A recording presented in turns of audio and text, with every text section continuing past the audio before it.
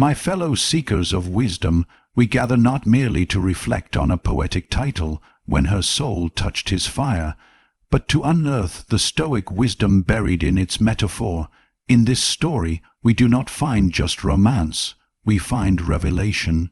For what is more powerful than the meeting of two forces, one soul, tranquil and luminous, the other, aflame with desire and motion? In the Stoic tradition, the soul is not a mystical abstraction, but the very essence of a human being, rational, self-aware, and part of the greater logos, the divine order that governs all. When we speak of one soul touching another, we do not speak of mere emotion, nor of fleeting attraction, but of a profound, almost sacred resonance. It is the quiet recognition of order within another, the silent acknowledgement of a shared humanity and a common participation in the rational universe. In this way, when her soul touched his fire, we are not witnessing possession or emotional turmoil, but a moment of deep moral and philosophical significance.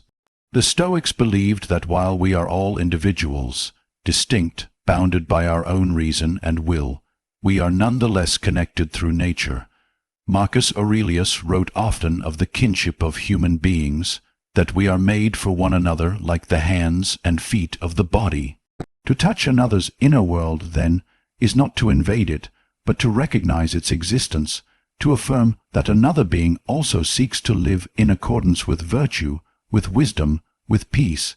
This recognition, this touch, is not physical. It is a meeting of inner lives.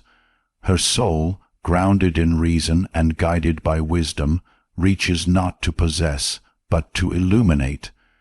This connection between two people is not dependent on time, nor sustained by constant presence. It exists in the shared understanding that both souls are striving towards something higher than themselves, toward virtue, truth, and peace.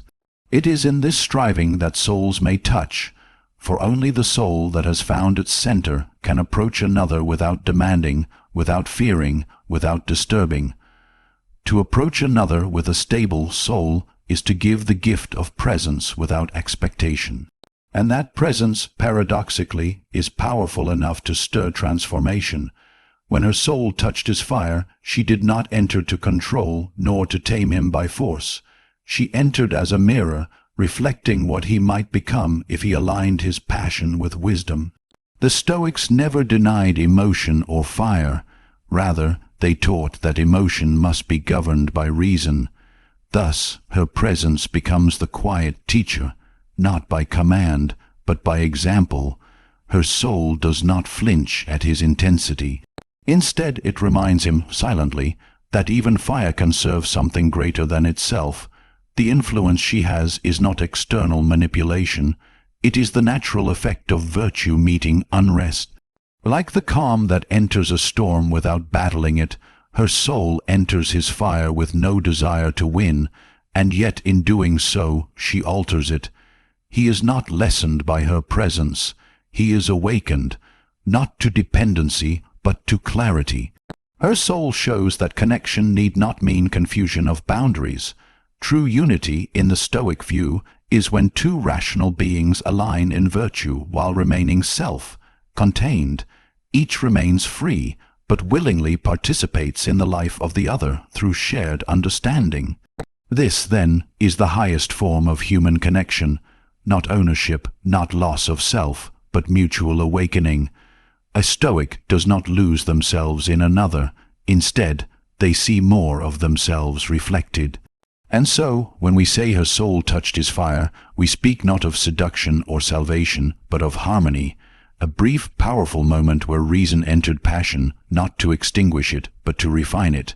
And in that moment both were transformed, not by becoming one, but by becoming more fully themselves.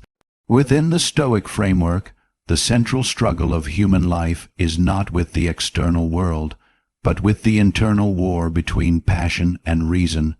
The passions, what the Stoics called pathei, are not simply emotions, but disordered impulses, powerful forces that arise when our judgments go astray. Anger, fear, desire, jealousy, these are not inherently evil, but they are misalignments of the soul, arising when we value things outside of our control too highly or misunderstand what is truly good. Reason, or logos, by contrast, is our divine faculty. It is what distinguishes us from the irrational animals. It allows us to deliberate, to choose, to place our judgments in alignment with nature and virtue. The Stoic does not aim to feel nothing, but to feel rightly, to bring the fire of passion into the service of reason, and not the other way around. This is the discipline of the soul, to master the self not by repression, but by clear understanding. When we reflect on the phrase, "when her soul touched his fire," we are not merely observing a moment of affection or romantic tension. We are witnessing a symbolic encounter between these two great forces. She represents reason, firm, composed, and inwardly anchored. He represents fire, the restless blaze of desire, ambition, or turmoil. But Stoicism teaches that fire is not evil. It is energy, potential. Fire can destroy, but it can also forge. The issue lies not with fire itself, but with whether it is ruled by wisdom or left to run wild. To be passionate, in the Stoic sense, is not necessarily to be free. On the contrary, the person led by passion is a slave to external things. Epictetus reminds us that no man is free who is not master of himself. His fire, his longing, his drive, his untamed emotion may seem powerful, but if it is divorced from reason, it is also unstable. It leaps from desire to desire, from fear to anger, from hope to despair, never resting, never satisfied. It devours not only the self, but others as well, unless something steadier intervenes, and then enters her soul, not as an extinguisher of fire, but as a guide. A reminder, her presence introduces the possibility that passion does not have to rule, that desire can exist without domination, that energy can move through purpose, not chaos. She offers no commands, makes no demands, but simply is, the embodiment of what is within the grasp of all, a life ordered by virtue, not by whim. This interaction becomes the teaching moment. His fire, seeing her calm, begins to sense its own lack of direction. He sees, perhaps for the first time, that intensity is not the same as clarity, that to burn without cause is to eventually consume oneself, and in this way reason touches passion, not to suppress it, but to redeem it. The fire becomes not smaller, but wiser.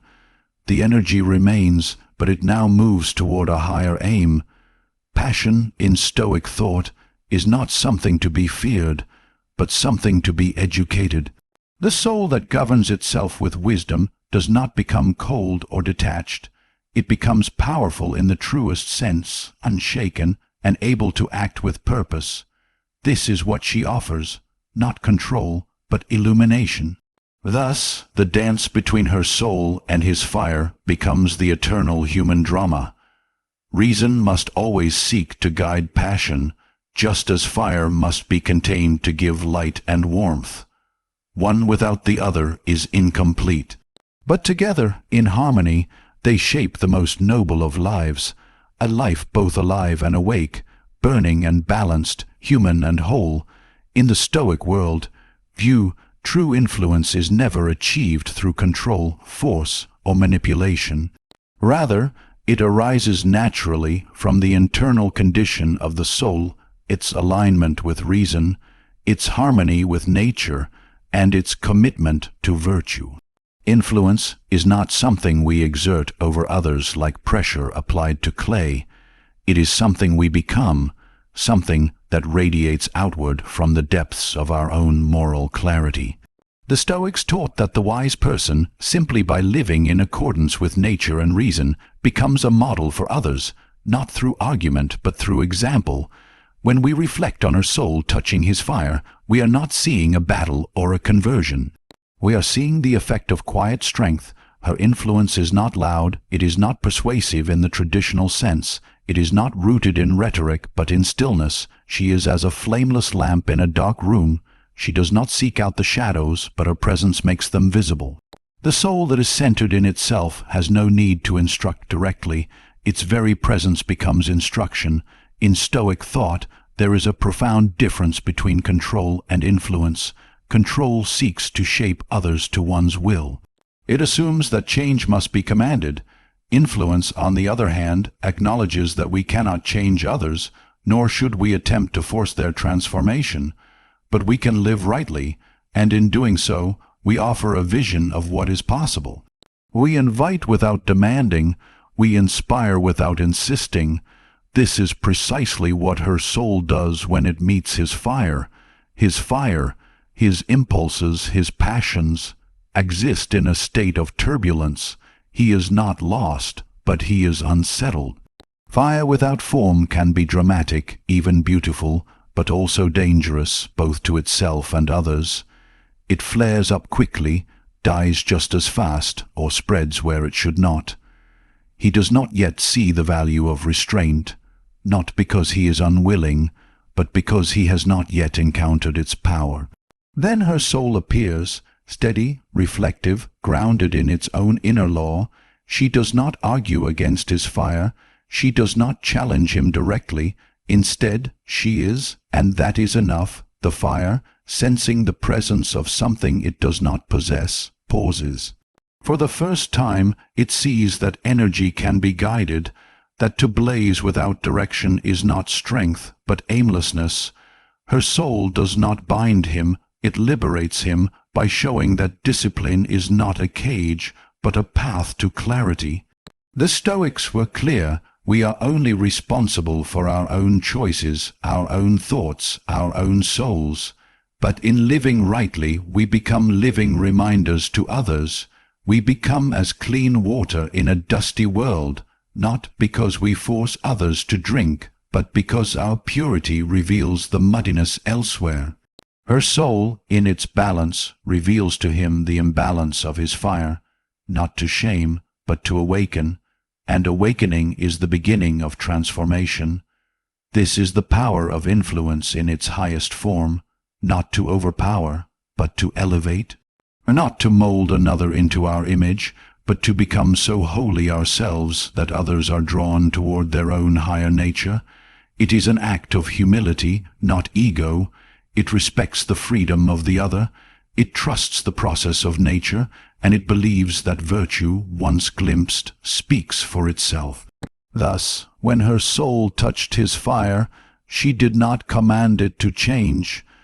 She simply reminded it of what it could become, and that, in the Stoic tradition, is influence in its purest, most enduring form. To the Stoics, the highest form of strength is not found in domination over others, nor in wild expressions of passion, but in mastery over the self. Emotional mastery is not the suppression of feeling, as some misunderstand Stoicism to teach, but the careful cultivation of appropriate emotion, guided always by reason and never ruled by impulse. It is the ability to feel deeply while remaining unmoved by false judgments, to engage with the world without being enslaved by it. In the story of her soul touching his fire, this principle is vividly illustrated. His fire represents raw emotion, perhaps anger, perhaps desire, perhaps ambition, but whatever the emotion, it burns fiercely. He is not lacking in power, but his power is unrefined. He feels, but he is not free. And then her soul enters, not to quench him, but to steady him. Her mastery over herself is not cold or distant. It is warm, composed, and deeply present. She feels, but she is not thrown. She is moved, but never off course. In her, emotional mastery is lived, not preached. The Stoics taught that emotions arise from our judgments. We fear because we believe something bad may happen. We are angry because we judge an offense to have occurred. We grieve because we suppose a loss to be intolerable. But what if these judgments are false? What if the things we call good or bad are merely indifferent, lying outside our control? Then the emotion that follows is disordered, a pathos, not a virtue. The wise person, according to the Stoics, is one who has corrected their judgments, and thus their emotional life is not numb but noble. In this context, her soul is not emotionless. It is simply correct. She does not fear what is outside her control, nor does she cling to what may pass. She does not react, she responds. Her emotions are not masters shouting from within, but companions walking alongside her reason. When she touches his fire, she shows him, without words, that it is possible to feel with intensity and still choose with clarity. This is the heart of emotional mastery, passion brought into obedience to reason. Not crushed, not denied, but channeled. Like a river that runs wild and floods the valley, unchecked emotion brings destruction, but guided by riverbanks, that same water brings life. His fire, left to itself, is all potential, no direction. Her presence provides those banks, an unshakable example of what self-possession looks like in motion. Her influence is not to extinguish, but to reorient, to show that passion has its place, just not on the throne.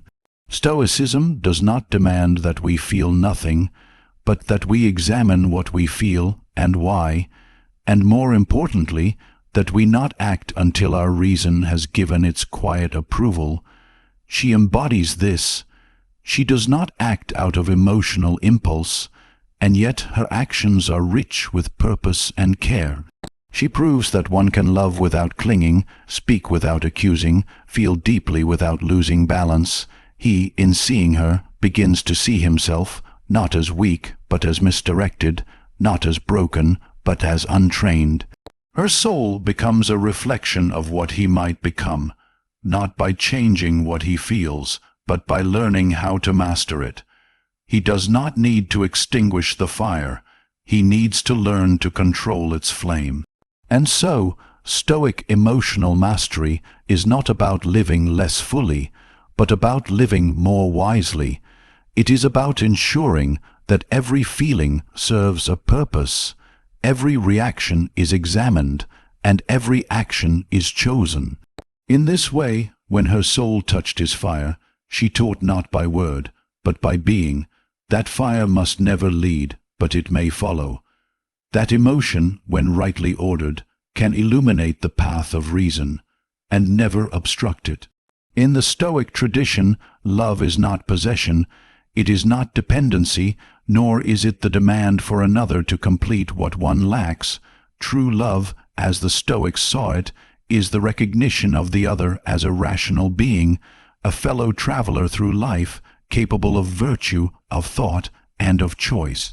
It is a love that holds space, not chains, and in this we begin to understand that the purest love is the one most free from attachment, not because it is indifferent, but because it respects the integrity and autonomy of the other. When her soul touched his fire, she did not seek to own him, change him, or define herself by his flame. She was whole before he appeared, and she remained whole after. Her love, if it could be called that, was not the clinging of the incomplete, but the offering of the overflowing. In Stoic terms, she practiced apatheia, not the absence of feeling, but the mastery over irrational disturbance. She loved, perhaps, but she loved as one who is free. The Stoics warned that when we tie our happiness to another's actions, we give away our peace. Epictetus said, "Never say of anything, 'I have lost it,' but 'I have returned it.' This includes people. To love rightly, then, is to love without owning. It is to hold the hand of another knowing that they may let go, and to bless the time shared rather than mourn the time lost." Her soul, rooted in this understanding, could touch his fire without being burned, because she never attempted to grasp the flame. Many confuse detachment with coldness, but Stoic detachment is not apathy. It is a higher love, one grounded in wisdom. She does not build her sense of worth upon his desire. She does not need his validation to know her value. She does not chase after him, nor does she run from him. She meets him where he is, brings her full presence, and asks nothing in return but truth. This is the love of the sage, not transactional, but transformational, and he, in his fire, perhaps has never known such love. His flames have drawn many who wished to bask in his heat, or feared being consumed by it. But here is someone who neither flees nor clings, someone who enters his space not to be completed, but to reflect what completion looks like. This undemanding presence begins to teach him that love is not always desire. It can also be discipline. It is not always passion. It can also be peace. He may struggle to understand it at first, to love and yet not claim, to care and yet remain free, but this is what makes Stoic love so rare and so powerful. It calls both people to rise, not fall into it. It demands not fusion, but clarity. She loves not because she lacks, but because she chooses. And in that choice there is honor. This detachment is not distance, it is strength. She walks beside him not because she must, but because she may, and in knowing she can leave, her presence becomes more meaningful.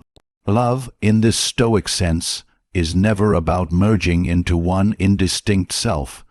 It is about two sovereign beings, united by shared values, mutual respect, and a common striving toward the good. Thus, when her soul touched his fire, she brought with her the quiet truth that love does not bind, it liberates, that to hold without grasping, to give without losing, and to love without fearing loss, is the highest expression of wisdom. And that is the kind of love that lasts, not because it clings, but because it frees. In Stoic philosophy, virtue is the highest good, the only true good, and the ultimate aim of a wise life. Wealth, status, beauty, pleasure, even love are indifferent in themselves. They may be preferred, but they do not constitute a good life unless they are aligned with virtue. This virtue is not merely moral correctness, it is the excellence of the soul, wisdom, courage, justice, and self-discipline, lived in harmony with nature and reason. All transformation that is lasting and meaningful for a Stoic must occur through the development of virtue, not through external change or emotional upheaval. When her soul touched his fire, it did not merely soothe him or calm him, it awakened something deeper. It stirred the realization that transformation is not about becoming someone else. It is about becoming who one truly is beneath the noise of impulse and the chaos of unchecked desire. His fire, once aimless, begins to search for direction. And not because she told him where to go, but because she showed him how to be. Her soul stood as a quiet witness to what is possible when one lives by principle, not by passion alone. This moment between them is not one of conquest or romance. It is a philosophical turning point. The fire begins to burn with purpose. He starts to see that raw energy, while powerful, is wasted if not refined by virtue, that passion alone, no matter how intense, cannot lead one toward the good life unless it is guided by wisdom. The transformation he experiences is not external. It is not about becoming what she wants. It is about seeing himself more clearly through the mirror of her being, and realizing he must choose to change not for her, but for the good itself. The Stoics believed that no one is born wise, but everyone is capable of becoming wise. This requires discipline, reflection, and above all, intention. Her presence in his life, measured, centered, virtuous, becomes an example of such intention. She is not perfect, but she is practicing virtue, She does not claim to be above emotion, but she channels it toward noble ends. Her transformation, likely the product of long inner work, becomes the seed of his own. Because transformation through virtue is not contagious like a flame, it is evocative. It calls others toward their own capacity for excellence. It is in this sense that Stoic transformation is both individual and universal. No one can walk the path for another, but we can inspire one another to begin the journey. Her soul does not save his, but it reminds him that he can rise. It reminds him that he is not bound to remain the creature of impulse and reaction. He has reason, he has choice, and within those lies the power to become aligned with nature, to become virtuous. As the fire refines itself under the influence of reason, it does not disappear. It becomes cleaner, more focused. He does not lose his vitality or his strength. He learns how to use it well. And this is the Stoic ideal, a life where emotion supports virtue, where energy serves justice, where desire is transformed into discipline. The encounter between them, then, is not a conclusion. It is a beginning, a threshold moment. She does not remain to complete him, nor does he beg her to stay. Instead, their meeting marks the point at which he turns inward, not in shame or sorrow, but in determination. He has glimpsed what it looks like to live with virtue, and now he chooses that path not to impress, but to become whole. So the story does not end with love or separation. It ends, or rather, it continues, with transformation. And not transformation born of dependence or emotion, but transformation born of virtue, the only true power the Stoics ever trusted. And so, in the quiet unfolding of this metaphor, when her soul touched his fire, we do not merely witness a moment between two people. We encounter a reflection of the deepest truths about human nature and the Stoic path. We see that souls are not meant to conquer one another, but to illuminate. That passion is not our enemy, but our raw potential, needing only the guidance of reason. That the greatest influence does not come through force, but through the steadfast presence of virtue. We are reminded that emotional mastery is not a cold detachment, but the warm discipline of feeling without being ruled by feeling. That love, when rightly understood, does not cling or control, but frees both the lover and the beloved to walk their own paths in truth. And that ultimately, the purpose of every encounter, every trial, every flame that burns within us, is transformation, not through external change, but through the quiet, enduring pursuit of virtue. Her soul did not save his. It did not complete him. It simply reminded him of who he could become. That is the Stoic lesson. We are not here to be rescued. We are here to awaken, to use each moment, each relationship, each challenge as a means of returning to ourselves, stronger, wiser, freer. May we all be as her soul, rooted in reason, lit by purpose, capable of touching the fires of this world without being consumed. And may we all learn, like his fire, that the greatest strength lies not in how brightly we burn, but in how well we are guided.